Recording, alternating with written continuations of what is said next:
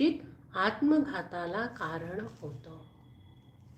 किती छान उदाहरण दिले पहा ज्ञानेश्वर महाराजांनी, की ज्या वेळेला दिव्यावरती पतंग येतो त्यावेळेला त्याचा नाश होतो, तो जळून जातो, त्याचा प्राण जातो.